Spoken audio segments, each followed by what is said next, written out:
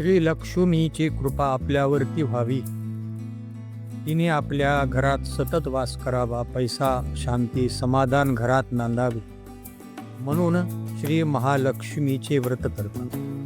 हे व्रत केल्याने मनातील सर्व इच्छा पूर्ण होतात. श्री लक्ष्मीची अनेक नावे, अनेक रूपे आहेत. पार्वती, सिंधू कन्या, महालक्ष्मी, लक्ष्मी, राजलक्ष्मी, गृहलक्ष्मी, सावित्री, राधिका, रामेश्वरी, चंद्रा, गिरिजा, पद्मा, मालती, सुशीला अशा विविध नावाने ती लक्ष्मी ओळखली जाते. अशा या सर्वाभूती असलेल्या श्री महालक्ष्मीची ध्यानी घ्यावी अशी ही कहाणी. द्वापार युगातील आपल्या भारतातील सौराष्ट्र देशात घडलेली ही कहाणी. इथे एक राजा राज्य करीत होता. त्याचे नाव भद्रश्रवा. तो शूर होता, दयाळू होता, तसाच तो प्रजादक्ष होता. 4 वेद, 6 शास्त्रे, 18 पुराणे याचे त्याला ज्ञान होते. अशा या राजाच्या राणीचे नाव होते सुरतचंद्रिका. राणी रूपाने सुंदर होती, सुलक्षणही होती आणि प्रतिष्ठितही होती. त्यांना एकूण 8 अपत्ये होती, 7 पुत्र आणि त्याच्यानंतर झालेली एक कन्या. राजा राणीने कन्येचे नाव श्यामबाला ठेवले होते. एकदा देवीच्या मनात आले, आपल्या राजाच्या राजप्रसादी राहावे.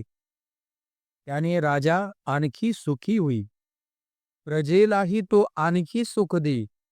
गरिबाकडे राहिले तर सगळ्या संपत्तीचा तो एकटाच उपभोग घेईल. म्हणून देवीने एका म्हातारीचे रूप घेतले. फाटकी वस्त्रे ल्यानी आधारासाठी काठी घेतली आणि काठी टेकत टेकत टेकत ती राणीच्या महालाच्या दाराशी आली. तिला पाहताच एक दासी पुढे आली. तिने म्हातारीला विचारले, कोण ग बाई तू? कोठून आलीस? काय काम काढलंस? तुझं नाव तरी काय आहे? तुझं गाव कोणतं आहे? आणि तुला काय हवंय? म्हातारीचे रूप घेतलेली श्री महालक्ष्मी म्हणाली, माझं नाव कमलाबाई. द्वारकेला राहते मी. तुझ्या राणीला भेटायला आले. कुठे आहे तुझी राणी? दासी म्हणाली, राणी साहेब महालात आहेत. त्यांना सांगायला गेले तर ते माझ्यावरती त्या रागवतील. तुला त्या कशा ग भेटतील? तुझा अवतार तर पाहून तुला त्या हाकलूनच देतील. तू इथेच थोडा वेळ आडोशाला थांब. म्हातारीला राग आला. ती संतापून म्हणाली, तुझी राणी गेल्या जन्मी एका वैश्याची पत्नी होती. तो वैश्य फार गरीब होता. त्यावरून त्या दोघांनी नेहमी भांडणं व्हायची. नवरा तिला मारहाण करी. या त्रासाला कंटाळून एक दिवस ती घर सोडून गेली आणि जंगलात उपाशी तापाशी भटकू लागली. तिला ती अवस्था पाहून मला तिची दया आली. मी तिला ऐश्वर्य, सुख आणि संपत्ती देणाऱ्या श्री महालक्ष्मी व्रताची माहिती सांगितली. त्याप्रमाणे तिने ते व्रत केले. तिच्या व्रताने महालक्ष्मी प्रसन्न झाली.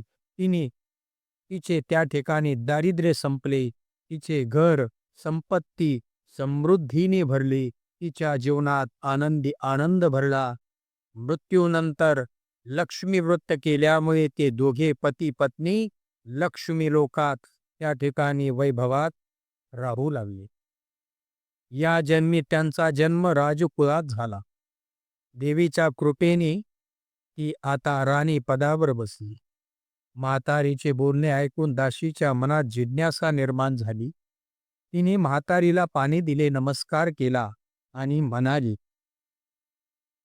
आई, मला सांगाल का हो हे व्रत? मी नित्य नेमाने करीन. उतणार नाही, मातणार नाही, घेतला वसा टाकणार नाही. कृपा करून आई हे व्रत मला सांगाल का? म्हातारीने दासीला लक्ष्मी व्रताची इत्यंभूत संपूर्ण माहिती सांगितली. मग ती उठली, काठी टेकीत निघणार तेवढ्यात राणी तरा तरा महालातून बाहेर आली. फाटक्या वस्त्रातील म्हातारीला पाहताच ती संतापल्याने उर्मटपणे म्हणाली, कोण ग तू? हिरडे, इथे कशाला आलीस? जा इथून. तिने पुढे होऊन म्हातारीला घालवून दिले. ती म्हातारी म्हणजे प्रत्यक्ष श्री महालक्ष्मीच होती. हे राणीला कळलं नाही. राणीचा तो उर्मटपणा पाहून महालक्ष्मीने इथे न थांबता स्वस्थानी जाण्याचे ठरवले. राणीचा महाल सोडून म्हातारी निघणार तोच एक मुलगी लगबगीने बाहेर आली. ती मुलगी होती राजकन्या श्यामबाला. तिने येऊन म्हातारीला नमस्कार केला. ती कळवळून म्हणाली, आजी, रागावू नका. माझी आई चुकली. तिच्यासाठी मी मागते. मला क्षमा करा. मी तुमच्या पाया पडते. राजकन्येचे हे बोलणे ऐकून श्री महालक्ष्मीला तिची दया आली. तिने श्यामबालेला लक्ष्मी व्रताची संपूर्ण माहिती सांगितली. तो दिवस म्हणजे मार्गशीर्ष महिन्यातला पहिला गुरुवार होता.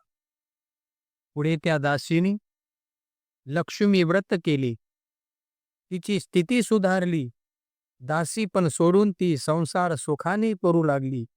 राजकन्या श्यामबालेनीही भक्तिभावाने भक्ती सांगितल्याप्रमाणे महालक्ष्मी व्रत केले.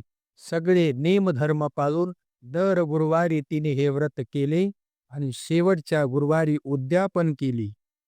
लवकरच श्यामबालाचा विवाह सिद्धेश्वर नावाच्या राजाच्या मालाधर नावाच्या राजपुत्राशी झाला. तिला राजवैभव मिळाले. लक्ष्मी व्रताच्या प्रभावाने तिचा संसार सुखासमाधानाने चालू लागला.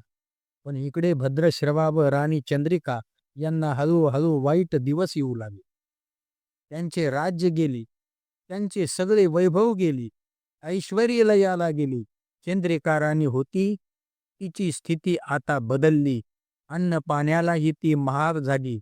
भद्रश्रवाला फार वाईट वाटले, पण तो तरी काय करणार?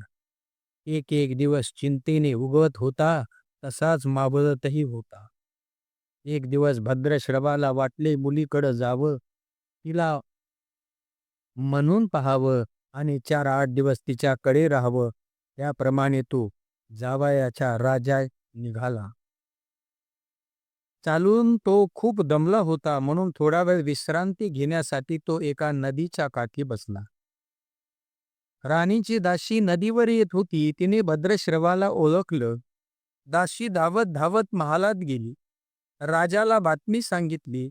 श्यामबालालाही ते समजले. श्यामबाला आणि मालधराने एक रथ पाठवून भद्रश्रवाला मोठ्या मान सन्मानाने राजवाड्यामध्ये आणले आणि त्याचा आदर सत्कारही केला.